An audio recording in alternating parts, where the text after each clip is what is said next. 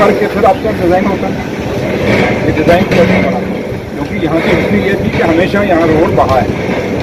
ये दरिया हमेशा अपनी चेंज करता है, डायरेक्शन चेंज करता है, ये चीज़ तो नहीं आप लोग आपने डंपिंग मेजर जो भी लिए। मेरा क्वेश्चन ये है कि ये बहा तो बहा क्यों, रोड गिरी तो गिरी क्यों, जबकि आप सब कुछ जानते हैं, इसका बैक हिस्ट्री सारी जानते थे यहाँ पे, इसके बावजूद ये क्यों गिरा। मेरा क्वेश्चन ये है आपको, यहाँ होना चाहिए, ये कोई बड़ा नहीं है, बहुत बड़ा तो नहीं है, मेरे से ऊपर तो नहीं है, हम आर ओ नहीं कहते, आर ओ नहीं है, बट पीडी तो यहाँ हो, वो लड़का यहीं के है ना, यहीं पड़े। आपने क्या एक्शन लिया इसके खिलाफ, वाले के खिलाफ? ये किसने की, ये किसने की, लीगल के खिलाफ आपने क्या एक्शन लिया? आप ब्लैकलिस्ट क्यों नहीं करेंगे ऐसी कंपनी के, जिस कंपनी का डिज़ाइन फेल है, जिस कंपनी का ये दरिया इतना बड़ा दरिया है, और शुक्र है कि भगवान का कि ऊपर से ट्रैफिक नहीं था, अगर लोग मर जाते कौन जो होगा तो सोसाइटी फेलियर है। अगर आपने इतना बड़ा बांध लगाया और ये क्रेड आपने जो दिए अभी दिए ये हाईवे की मेन उसको बचाने के लिए, तो ये पहले आपने ट्रेड क्यों दिया, और जब आपको पता है ये डायरेक्शन चेंज करती है तो गलत है। अगर आने में लेट हो, लेकिन ये देखिए आपकी ये पूरी दीवार गिरेगी, तो पूरा स्ट्रक्च आपका अपने में नहीं। आप सिंगल के खिलाफ क्यों नहीं एक्शन आपको, जब मेगा ब्लैकलिस्ट हुई केरला के 12 बजे, ये हमारी प्रॉपर्टी है।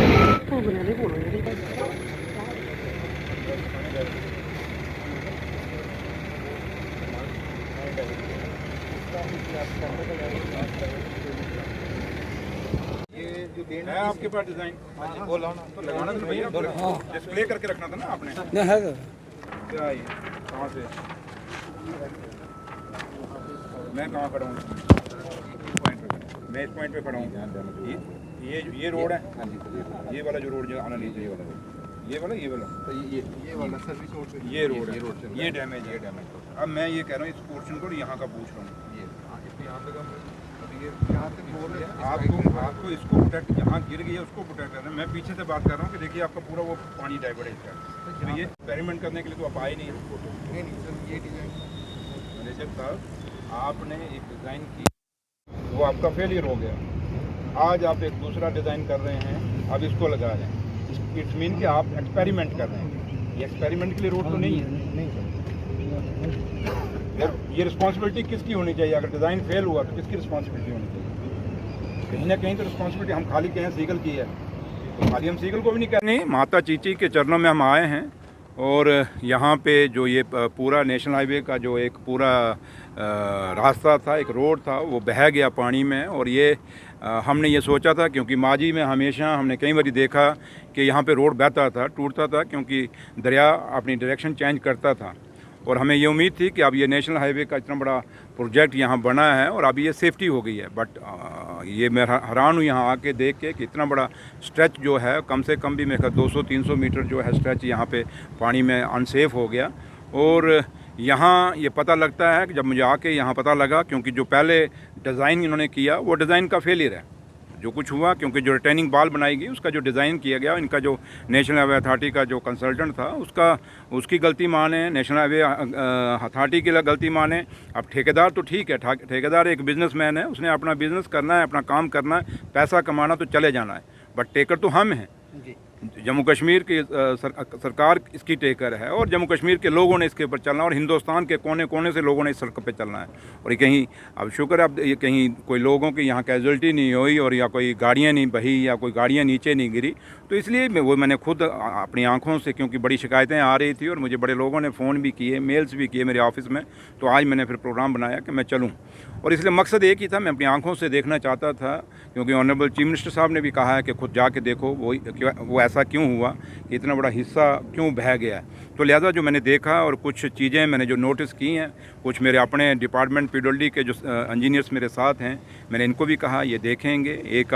ये भी इंक्वायरी करेंगे, मैंने इनको डायरेक्शन दे के जा रहा हूँ। एक इंक्वायरी इंटरनल पीडब्ल्यूडी डिपार्टमेंट भी मेरा करेगा और मुझे सपोर्ट अपना सबमिट करेगा, और मैं यहाँ जो नेशनल अथॉरिटी के जो लोग हैं उनको भी कह के जा रहा हूँ। और वो जैसे उन्होंने मुझे बताया कि जो यहाँ की कंपनी थी, जिस कंपनी ने ये काम किया है, उसको हमने नोटिस दिया। हम तो ये चाहेंगे कि वो जिस कंपनी ने यहाँ काम किया है उसको वो खाली उसका टेंडर टर्मिनेट नहीं, बल्कि वो उसका ब्लैक लिस्टेड होना चाहिए, और उसके साथ साथ ये जो कंसल्टेंट था वो कंपनी है वो भी ब्लैक लिस्टेड होनी चाहिए। और ये खैर अभी मैं लिखूंगा चिट्ठी, और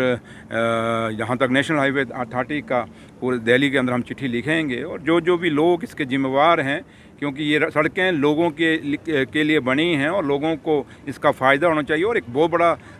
पैसे का भी खर्चा जो हुआ है वो पैसा जाया नहीं होना चाहिए। और एक बहुत बड़ा इशू है, मैटर ऑफ इन्वेस्टिगेशन है, इन्वेस्टिगेशन कराएंगे, हम अपनी तरफ से भी कराएंगे, मैं डीसी साहब से भी बात करूंगा। तो लिहाजा